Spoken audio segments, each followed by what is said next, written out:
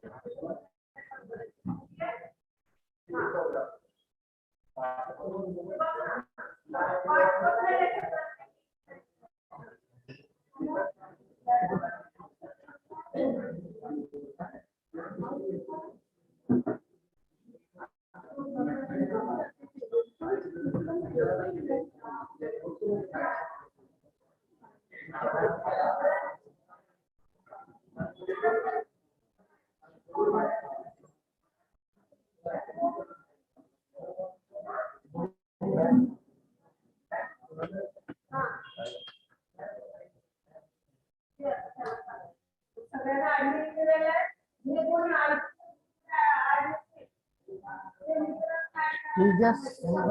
afternoon, students. We just refreshed the yesterday program, that is the palindrome. Okay, so what is the palindrome? Palindrome means the original string and the reverse of that string, both the strings are equal. So yesterday I explained the word madam. Suppose you are doing the reverse, both the strings are equal.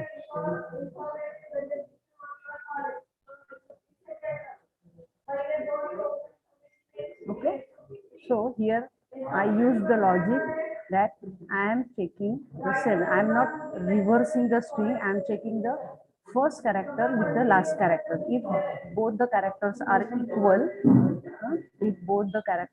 equal, then go to the next one. That is for the checking the next one. If I and I, suppose this is the string. This is the string. So H is not equal to the O. So at the first iteration, I will break the loop and the flag makes 1. So it is come out from the loop and it checks that is the flag equal to 1. So it goes to the else part and prints the string is not palindrome. Okay, this is the simple logic behind the to check the string, existing string is palindrome or not. Okay. Next, now there is a note on this topic, that is the storage classes in C. So in C, each variable has a storage class.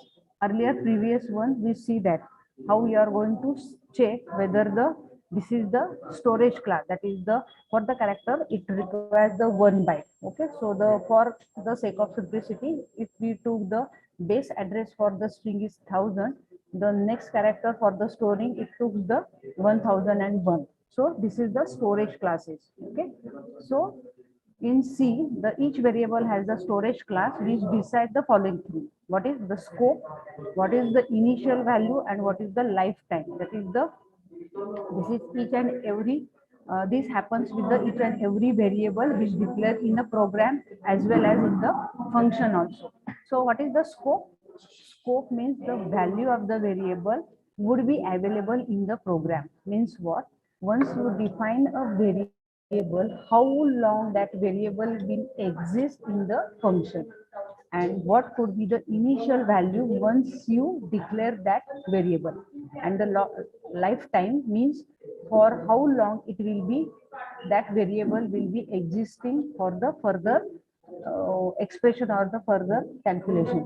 Okay, now there are the 4 types of store classes exist in the C, that is the automatic, external, static, and the register. So default is automatic. We need not to define the automatic word whenever you define any variable.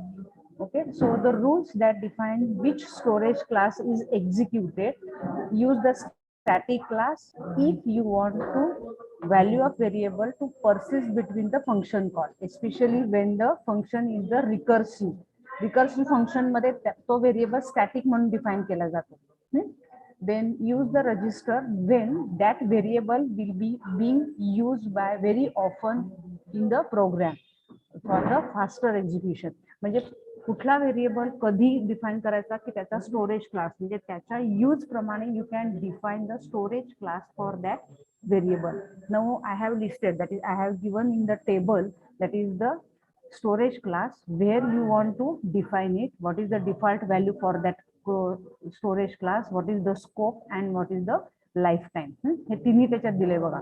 जेव्हा auto default असतो म्हणजे whenever you define int c, okay, int c किंवा int a म्हटलं तर ह्या c चा storage class default auto असतो. You need not to write the auto keyword.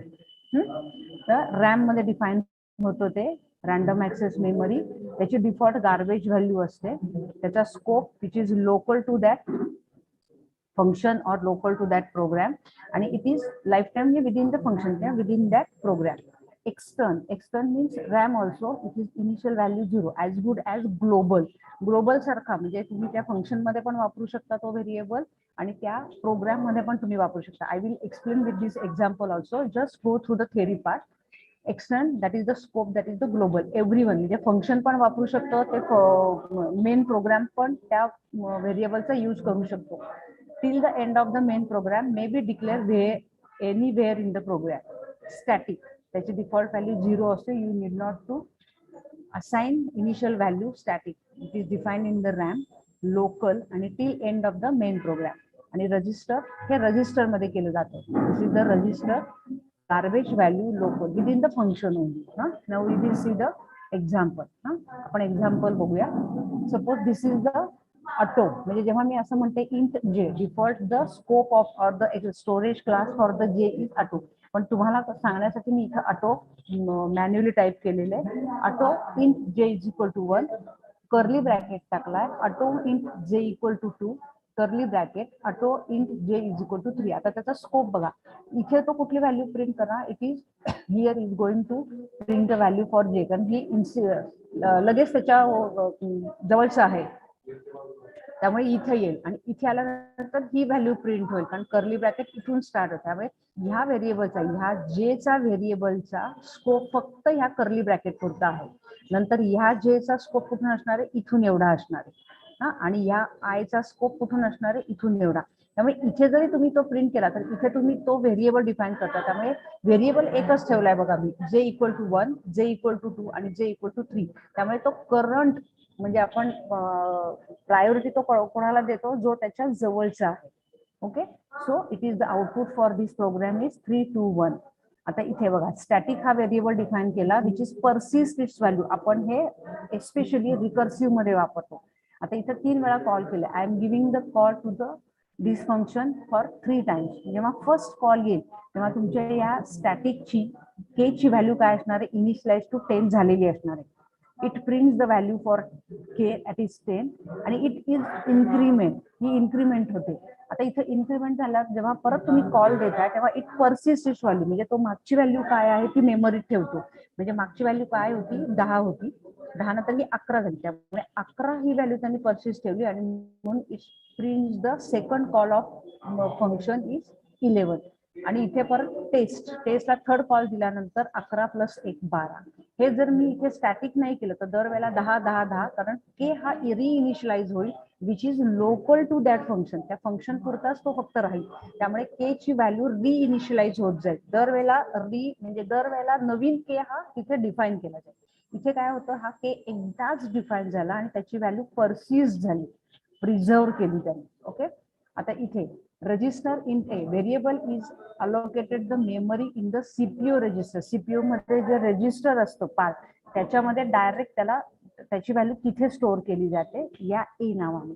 त्यामुळे इथे जर तुम्ही if you are going to try the initial value of that register variable, it should be the it gives the garbage value. Garbage value म्हणजे कुठलीही value तो देतो, म्हणजे मला वेगळी येईल, तुम्हाला वेगळी येईल, कारण ते रजिस्टर मध्ये असते. प्रत्येकाच्या मेमरी म्हणजे सीपीयू म्हणजे तुम्ही जे हे म्हणताय तुमच्या सीपीयू मध्ये जी काय त्याची मेमरी असेल आणि जिथं तो व्हेरिएबल डिफाईन झाला असेल त्या लोकेशन मधली तो गार्बेज व्हॅल्यू येते. Okay, next. आता ग्लोबल व्हेरिएबल कसा वापरला जातो, that is using the extern. I already explain you what is the extern. Extern is use as good as the global. मग आता इथे एक व्हेरिएबल डिफाईन केलाय बघा, आउट ऑफ द फंक्शन, आणि फंक्शन मध्ये मी इथे वापरलाय. तर इथे वापरला तर तो म्हणेल ए इज नॉट अनडिफाईन. ह्या केसमध्ये म्हणजे हा प्रोग्राम जेव्हा मी रन करीन तेव्हा इथं खरं तो ग्लोबली डिफाईन झाला आहे A++. इन्स्टेड ऑफ दॅट जर मी इथं एक्सटर्न म्हणलं आणि ते फंक्शन कॉल केलं तर इथे तो ग्लोबली मला ऍक्सेस होऊ शकतो. त्यामुळे आता इथे बघा एक्सटर्न n1 आणि n2 डिफाईन केले, which is define at the out of main function. Main फंक्शनच्या बाहेर डिफाईन केले आणि you are trying to addition of these two. Addition घेतली तर त्याची addition because these variables are accessible. आता इथे पण डिफाईन केलेत num1 num2, पण त्यांनी प्रायोरिटी कोणाला दिली? लोकल व्हेरिएबलला, एक्सटर्नल व्हेरिएबलला नाही दिली. त्यामुळे आउटपुट आलं 3+2. आलं लक्षात? त्यामुळे स्कोप लक्षात घ्यायचा. म्हणजे इथे जर तुम्ही n1 n2 न वापरता डायरेक्ट ऍडिशन केली असेल, म्हणजे हा पार्ट नसता केला, ऍडिशन नसती केली, you try your on machine, try करा, हे स्टेटमेंट दोन काढून टाका आणि n1 आणि n2 ची ऍडिशन करा, you will get the answer 3. Try it your on. Okay, now the just theory part, scope, default value, lifetime. These variables are also called as the local variable because they are local to that function. Static, it is initialized once but remains into existence till the end of the program. जोपर्यंत programme मधनं बाहेर पडत नाही तोपर्यंत त्या व्हेरिएबलचा existence म्हणजे life time किंवा तो अलाइव्ह असतो तिथे. Okay, static variable. Then the register local to the function in which it is declared त्याची initial value at any random value, that is called as the garbage value. Life, that is till the end of the function or the method block in which the variable is defined. Then external, throughout the program, that is global to the program, initial value is 0. Okay, lifetime, as long as the function execution doesn't come to the end, म्हणजे जोपर्यंत तुम्ही programme मधनं बाहेर येत नाही तोपर्यंत तो variable तुम्ही ऍक्सेस करू शकता. Okay, these are the examples with the storage classes. This is the external. Okay, are you getting?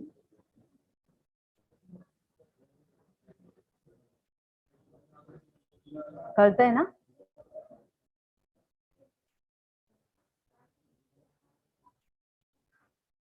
Okay, now go to the next topic, which is most important and little bit difficult because it is not so clear, but once you get the clear idea about the pointer, then you can handle the very easy program using pointers. Okay, म्हणजे आधी जे आपण programme लिहिलेले आहेत ना ते programme तुम्ही पॉइंटरनी लिहू शकता.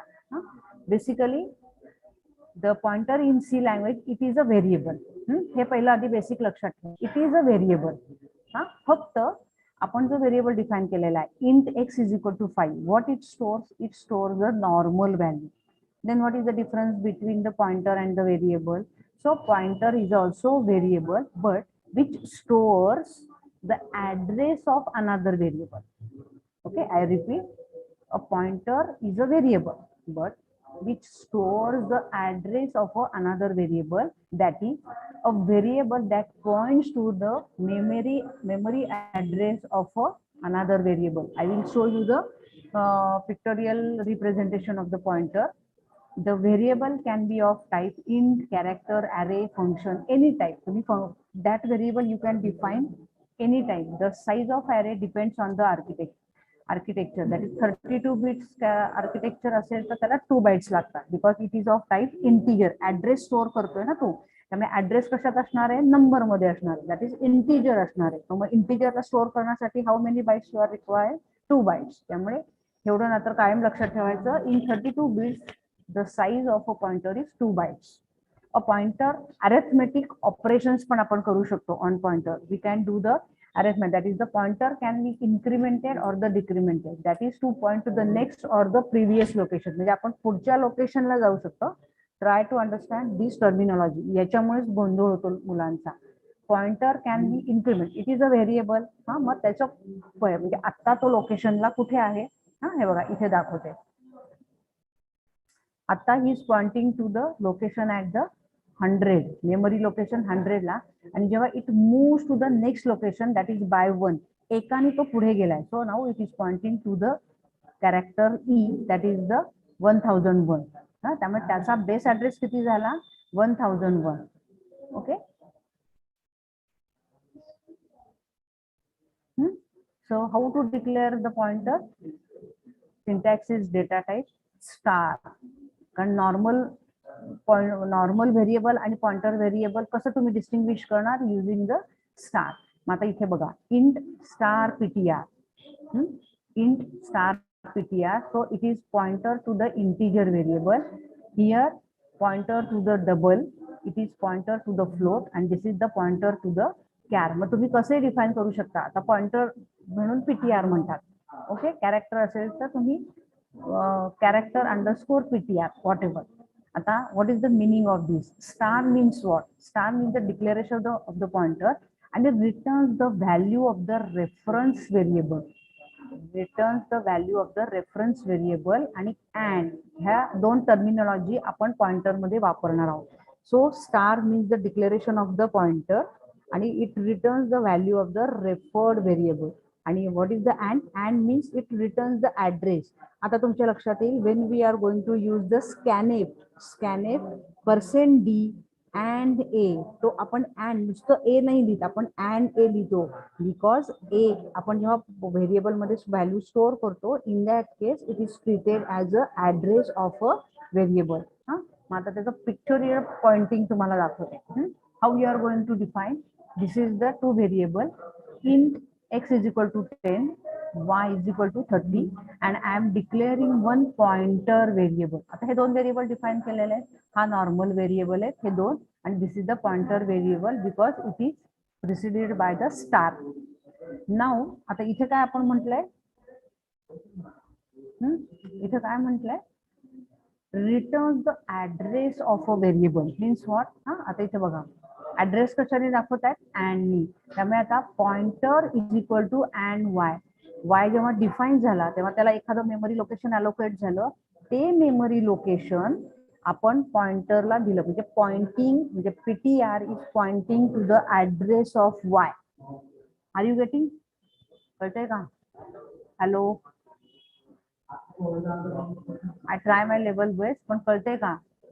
चॅट मध्ये सांगा.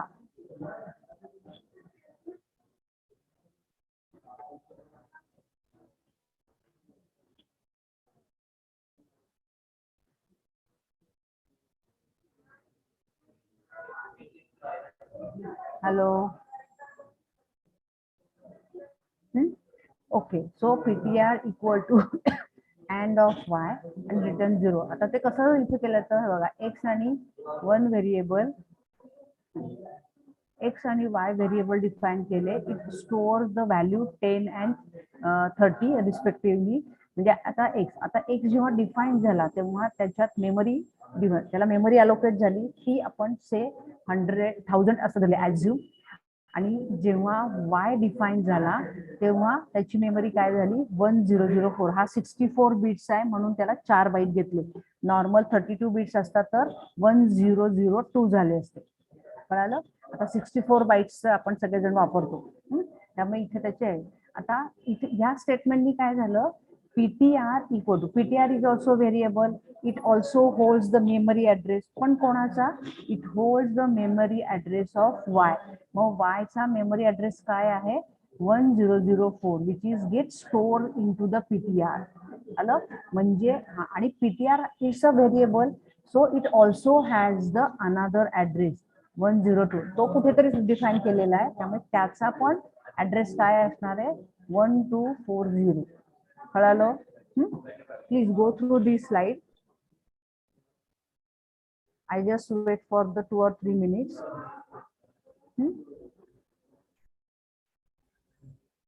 म्हणजे काय केलं? x आणि y डिफाईन केले.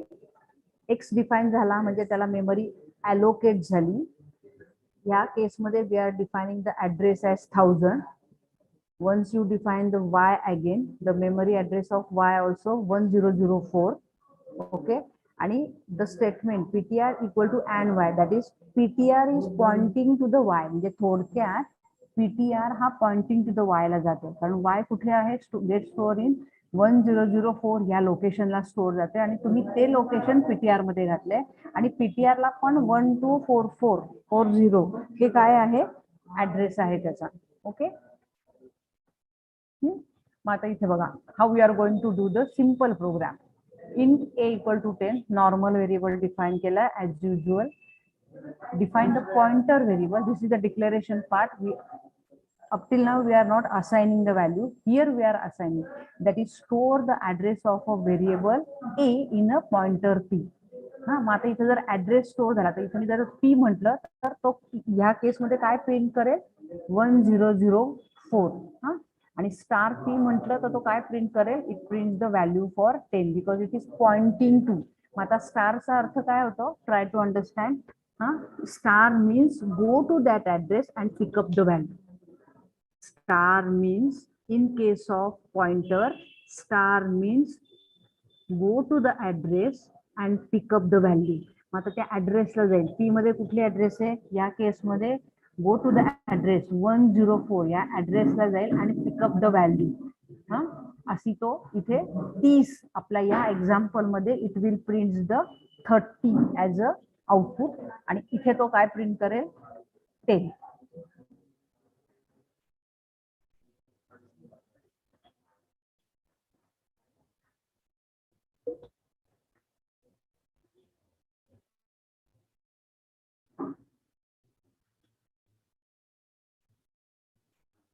Okay. Now the pointer arithmetic. So increment, it is the condition that also comes under the addition. Addition is when the pointer is increment, it is increment by the number equal to the size of the data type. That is, you cannot apply the multiplication and division operator on the pointer. Keep this in mind. अरेथमॅटिक करतो म्हणजे फक्त plus आणि minus होतं. Plus म्हणजे addition होत नाही. It is only increment the number equal to the size of the data type. For example खाली दिलंय बघा मी, if the integer pointer that stores the address 1000 it is increment, then it is increment by the 2 that is the size of an int. हा, म्हणजे मगाच्या ह्याच्यात आपण घेतलं होतं बघा, सांगितलं होतं मी तुम्हाला. हा, हे बघा या केसमध्ये इथे कॅरेक्टर आहे त्यामुळे एकाच गेला, 1 बाईट गेला. इंटिजर असतं तर तो 2 बाईट गेला असता. म्हणजे 1000 आहे तो इथं कसा गेला असता 1002. इंटिजर आहे म्हणून नेक्स्ट लोकेशनला गेला तो. Okay, try to understand this. Arithmetic म्हणजे काय होतं ते. when if the float type is pointer increment, then it is increment by 4 because the size of the float is 4. 32 bits मध्ये त्याचा साईज 4 आहे आणि त्याचा जर ऍड्रेस 100 धरला तर नेक्स्ट लोकेशन कुठे असेल 1004 ला असेल. ओके, आणि keep this in mind, you cannot do the multiplication and division with the pointers. कारण ऍड्रेसच बदलला तर तुम्हाला ओरिजिनल मिळणारच नाही. डिव्हिजन आणि हे केली तर आपण इथे फक्त पॉइंटर मूव्ह करतोय. आपण त्याचं original address we cannot change it, we just move to the next location. Okay, मग ते नेक्स्ट लोकेशन जातो म्हणजे काय करतं तर प्लस प्लस करतो, म्हणजे एकाने तो पुढे जातो. एकाने पुढे जातो म्हणजे equal to the size of the data type for which it is a pointer. म्हणजे पॉइंटर तुम्ही कोणासाठी डिफाईन केलाय, इंटिजर. इंटिजर असेल तर 2 बाईट, फ्लोट असेल तर 4 बाईट, डबल असेल तर परत 4 बाईट 8 बाईट, आणि कॅरेक्टर असेल तर 1 byte. Okay, likewise you can move to the next location. Now this is the some few examples using the pointer. आता इथं कसं घेतलंय, int a equal to 10, b equal to 20, and I have declared the 2 pointer, that is the star p and the star q, and I am going to store the address of a into p and the address of b into q. जेव्हा मी a plus plus म्हणते तेव्हा काय होईल, it actually increase the value of a, and b minus केलं तर actually decrease the value by b, value of b by 1. मग आता pointer बदलणार आहे का, नाही. मग आता इथं उत्तर कसं येईल बघा. हा, प्रिंट ए. हा, आता स्टार पी म्हटल्यावर इन्क्रीमेंट झाले, हे स्टेटमेंट झाले, व्हॅल्यू वाढली because p is pointing to the a. A increment झाला म्हणजे पी पण व्हॅल्यूनी इन्क्रीमेंट झाला, कारण तो पॉइंटिंग करतोय त्याला. त्यामुळे जेव्हा मी स्टार पी म्हणते what it prints, it prints the value for A, that is the 11. आणि स्टार क्यू म्हटल्यावर it is the value for B. आणि आता इथे plus plus equal to arithmetic केलं ना, compound variable P plus equal to 10 आणि Q minus equal to 50 असं केलं इथे. स्टार पी म्हणजे कोण होतं 11. 11 मध्ये 10 वाढवले तर it, so value of a equal to 21. आता इथे कसं केलंय बघा, जेव्हा मी ए आणि बी च्या व्हॅल्यू चेंज केला तेव्हा मी इथं कोण प्रिंट केलं, स्टार आणि म्हणजे पॉइंटर व्हेरिएबल डिफाईन केला. आणि जेव्हा पॉइंटर व्हेरिएबल मी हे केलं तेव्हा कोण प्रिंट केलं, ए आणि बी. म्हणजे बदललं खरं कोणीच नाही, आपण फक्त इंटरनल त्यांच्या व्हॅल्यूज चेंज केल्या. आलं लक्षात?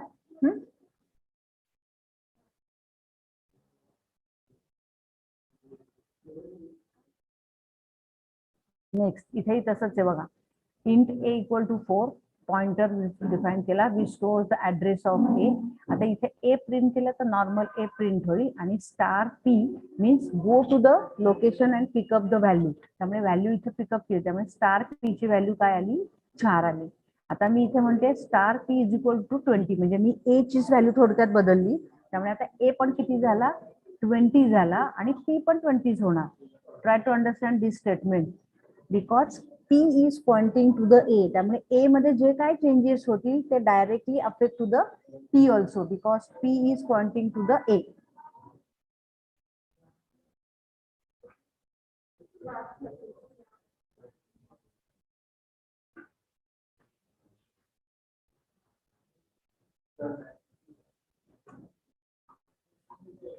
Okay.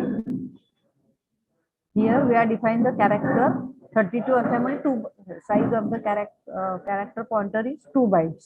साधं तसंच केलेलं आहे. C. Now the CP is pointing to the character pointer to the A. I am going to store the address of character variable CP. C चा इथे डिफाईन केलाय. एक मिनिट, टायपिंग मिस्टेक झाली इथे. CP आहे. So here I am going to use the size of operator to print the size of a pointer variable. Pointer मध्ये 2 जाणार. लक्षात येतं का, कॅरेक्टर ने प्रिंट करत आहे आपण कोण व्हेरिएबल प्रिंट करतोय, pointer variable. So the pointer variable, the size of the pointer variable is always 2 because it contains the integer variable. Integer, त्याच्यात इंटीजर असतो ना, हे बघा ना, या केस मध्ये इंटीजर स्टोअर झालेले, त्यामुळे ह्याचा साईज असणार. तेव्हा always the size of a pointer variable though it is pointing to the character. तो जरी तुम्ही जर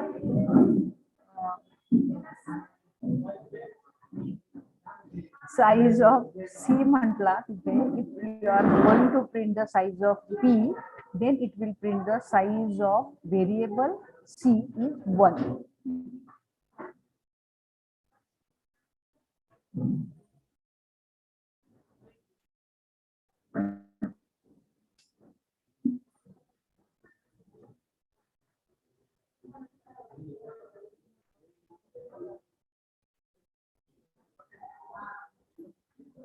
ओके. आता इथे 2 व्हेरिएबल घेतले आणि सम घेते बघा, कॉम्बिनेशन मध्ये घेतलं. इथे I have defined int A equal to 10, B is equal to 6. We are defining the 2 pointer. First pointer is pointing to the variable A. Second pointer is pointing to the variable B. आणि आता मी इथे काय केलंय, star B म्हणजे A plus B च्या ऐवजी मी इथे काय म्हटलंय, star PTR plus A. What is the star PTR? That is, it is pointing to A. That is, star means go to that location and pick up the value. त्यामुळे त्यांनी 10 ही pickup केली, 10 plus 6 असं इथे printing आहे. हे याचा output आहे, मी याचं इथे केलंय बघा. Sum of the 2 pointers is 16, 10 plus 6. आणि इथे सबट्रॅक्शन कसं होईल, ए मध्ये काय आहे 10, 10 मायनस स्टार PTR1, व PTR1 कुठे झाले म्हणून 10 minus 6. So the subtraction of the 2 pointer is 4. आलं लक्षात. आता सबट्रॅक्शन करतो म्हणजे काय, समजा PTR मायनस मायनस केलं तर it come back to the previous location. Okay, जसं प्लस प्लस नी तो it goes to the next location, तसं minus minus it come back to the previous location. एक लोकेशन मागे येतो. हा, म्हणजे जर तो जर 10 म्हणजे 1000 नंतर 1002 मग 1004 आणि 4 ला असेल तर 4 वरनं 1002 ह्या लोकेशनला येईल तो. That is the subtraction. Okay. आता इथेच बघा, array itself a pointer. Please I repeat the statement, array itself a pointer. Pointer हा म्हणजे ऍरे हा स्वतः एक पॉइंटर आहे. How, suppose I declare the pointer of size 3 and I am going to initialize this variable. So int star PTR आणि 2 variable define केले. One is pointer and another one is the small one. आता हे statement बघा, म्हणून मी ते लाल रंगात गेले की PTR equal to ARR. I am not trying to give the ampersand sign. आता नॉर्मल व्हेरिएबलला मला काय द्यायला लागतं, ampersand साइन द्याल, because the address, because it is a normal variable. पण ऍरे हा स्वतःच एक पॉइंटर आहे, त्यामुळे परत अँड याची गरज नाही. नुसतं असाइन केलं तर it automatically takes the address of an array. Okay, so one the array one loop आणि it will print the contents of the हे. आता इथे प्लस प्लस केलं म्हणजे तो पहिल्यांदा कुठल्या लोकेशनला होता, फर्स्ट लोकेशनला होता. It is pointing to the first location of an array, so it prints the 10. Then plus plus, that is it goes to the next location. म्हणजे समजा ह्याचा ऍड्रेस जर 1000 असेल तर हा ऍड्रेस किती असणार आहे, 1002 आणि हा असेल 1004.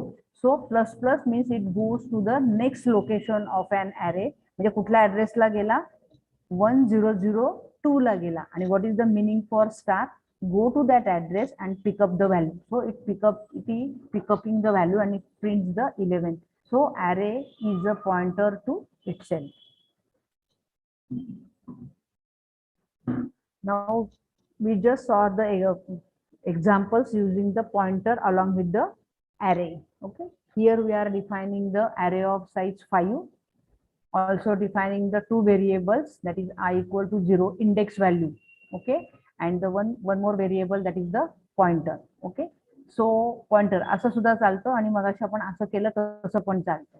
The meaning of these two statements are the same. Okay, only the way how you are going to define, that is how you are going to store the address of a array variable into the pointer. Okay, मग आता मी ऍक्सेसिंग the अरे elements, इथे while loop वापरले बघा आणि इथे इंडेक्सनी करते, पण इनर जो पोर्शन आहे तिथे मी काय करते, पॉइंटर डिफाईन करते, पॉइंटरनी प्रिंट करते.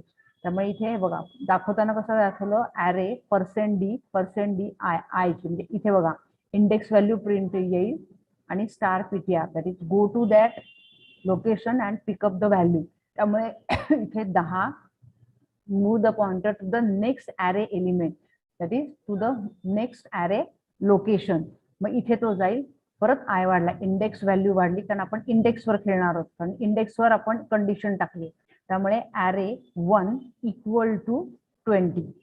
नेक्स्ट परत 30, 40 आणि 50 असं आपण, म्हणजे या एक्झाम्पल मध्ये I also use the index value along with the pointer.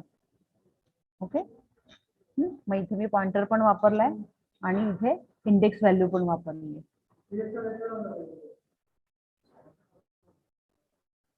आता here float ARR equal to, आता फ्लोट डिफाईन केलेत बघा, आणि आता इथे डायरेक्ट मी कुठला ऍड्रेस स्टोअर केलाय, ऍरे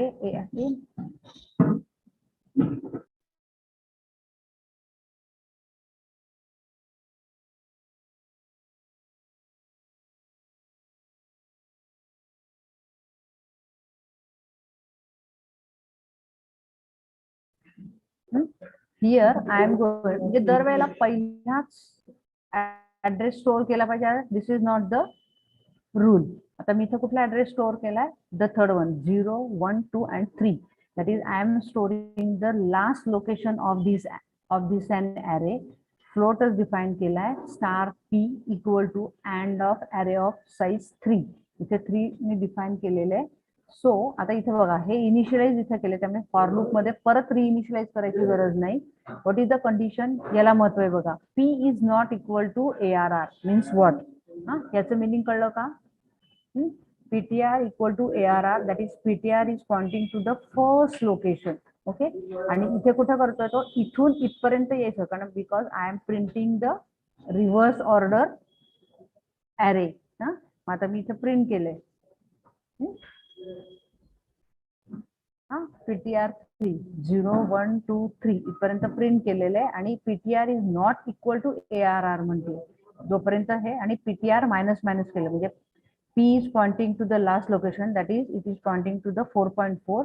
जेव्हा मायनस मायनस म्हणेन तेव्हा it is come back to the previous location आणि it prints the value for 3.3, परत मायनस 3.3. आता याचा ऍड्रेस काय असेल, याचा ऍड्रेस समजा आपण 1000 घेतला, फ्लोट आहे, त्यामुळे 1004, 1008 आणि 1012 1012 असं होईल. 4 बाईट्स. ओके, असं इथे लोकेशन होईल. त्यामुळे इथून इथपर्यंत जोपर्यंत हे लोकेशन आणि हे लोकेशन मॅच होत नाही तोपर्यंत it prints the reverse order of an array. त्यामुळे हे असं आउटपुट आलं.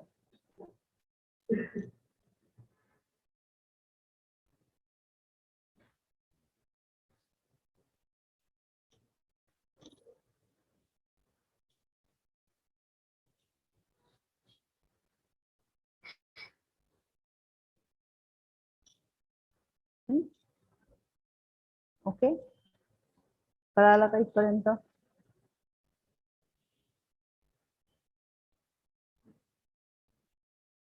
असं मध्येच जॉईन झालं तर कसं करणार रे? ठीक आहे. Move to the next topic, that is call by value and the call by reference in C. Now the functions can communicate with each other by passing the arguments. Okay, functions can communicate with each other by passing the arguments. So how we are going to pass that arguments is depends on the situation. That is, you can pass the argument by giving call by value, and another way is call by reference. So what is the call by value? That is simply pass the original value to the temporary variable. आतापर्यंत आपण तेच करत आलेले. Okay, so values are pass through the temporary variable. Any manipulation to be done only on this temporary variables. Okay, म्हणजे function मध्ये जे आपण variable define केले त्याच्यावर आपण मॅनिप्युलेशन करणार, ते तिथल्या तिथे मॅनिप्युलेशन झालं. You can do the manipulation in the function, print that value and come out from the function. So the called function doesn't access the actual memory location of the original variable. This is the most important. The called function doesn't access the actual memory location of the original variable. Therefore, it cannot change its value. कारण आपण memory location allocate न केल्यामुळे आपण फक्त temporary जे variables आहेत त्या temporary व्हेरिएबल्सच्याच value change केल्या आणि तिथे प्रिंट केला. त्यामुळे तुमचा original data as it is राहिला. दिस इज द, म्हणजे जेव्हा सेन्सिटिव्ह डेटा असतो आणि तो कोणी चेंज करू नये असं जर आपल्याला आपली हे असेल, in that case you can pass that variable using call by value. So in C call by value is the default value. In call by value, different memory is allocated for the actual and the formal parameter, and we are defining the two variables in there, that is that main function or main program, and in the function मध्ये आपण एक variable define करतो आणि आपण main program मध्ये करतो. त्याच्यामुळे हे दोन डिफरंट मेमरी अलोकेशन केले जातात, म्हणजे actual variable and the formal variable. Okay, then what is the call by reference? The function is allowed access. इथे आपण access करत नाही बघा, doesn't access the actual memory. Here in the call by reference we actually access the memory location. What is the actual memory location? That is the address of an argument for the original variable, therefore can change the value of the argument of the calling routine have to be changed. In C, pointers are used to make these. Pointer वापरले जातात to the call by reference set. Okay, so how we are going to do? The best example is swapping, that is the interchange of the two numbers. समजा a is equal to 10 असेल, b is equal to 20 असेल. I will explain in the notepad.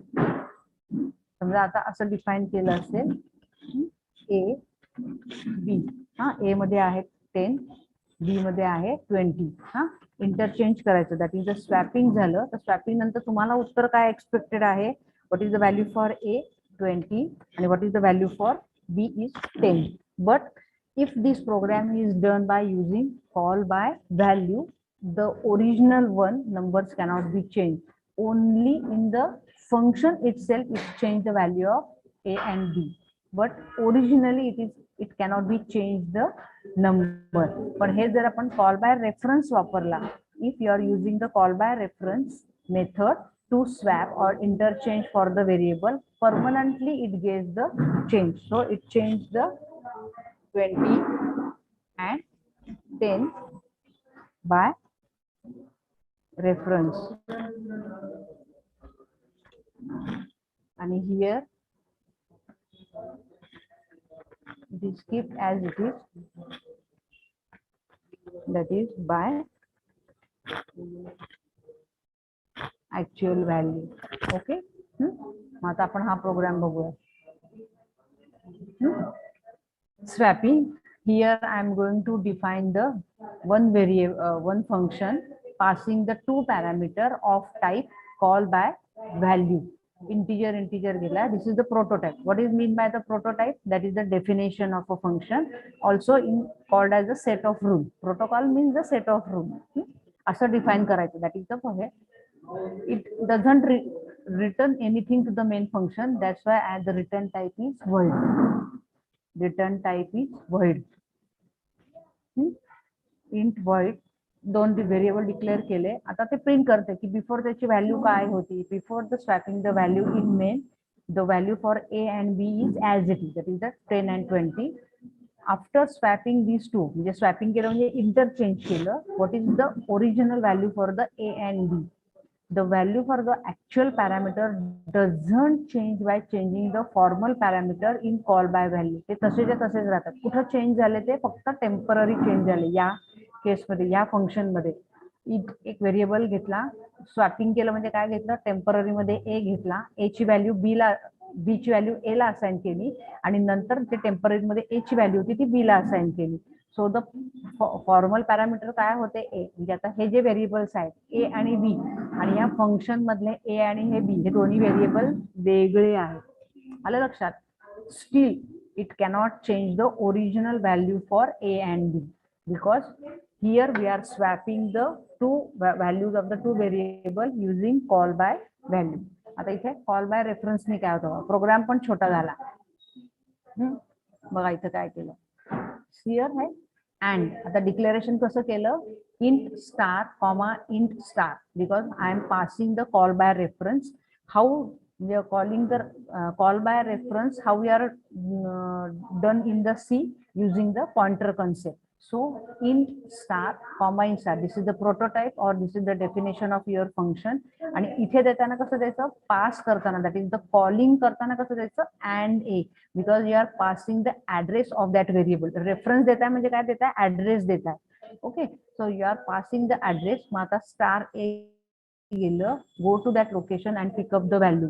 त्यामुळे तो इथे जातो, त्यामुळे इथे नाही प्रिंट होणार. जेव्हा तुम्ही इथे याल तेव्हा it changes the actual value of the original variable. म्हणजे या केसमध्ये इथे प्रिंट काय होईल, A equal to 10, B is equal to 20, आणि after swapping using by reference value it prints the value for A as 20 and B as a 10.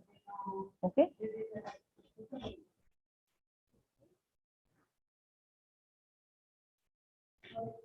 and 10.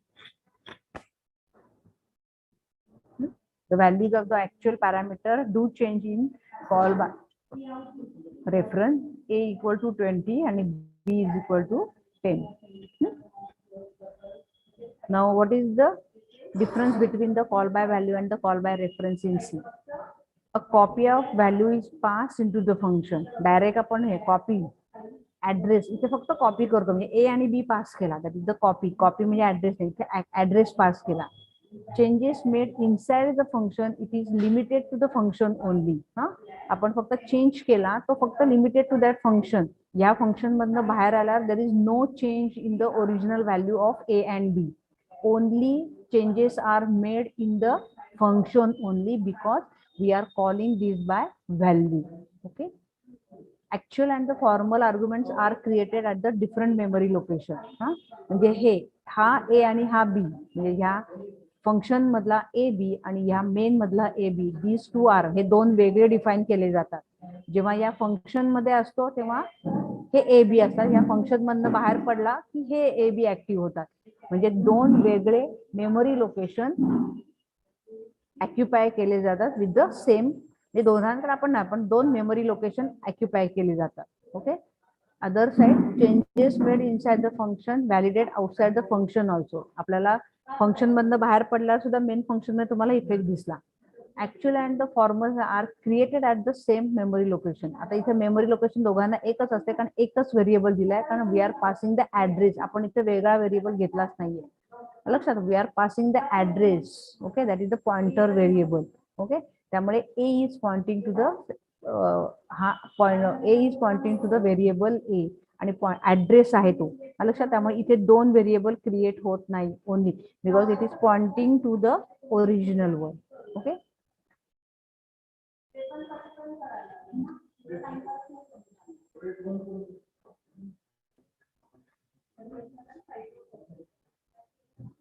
go through this program.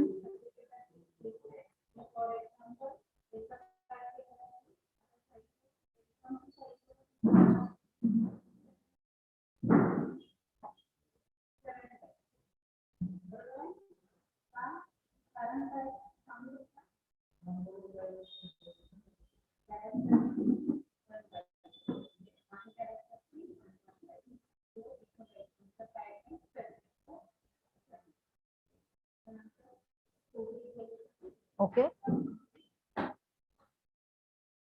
we are stop at this point. We will see the next topic in the next lecture. Okay, thank you. Thank you. Yeah.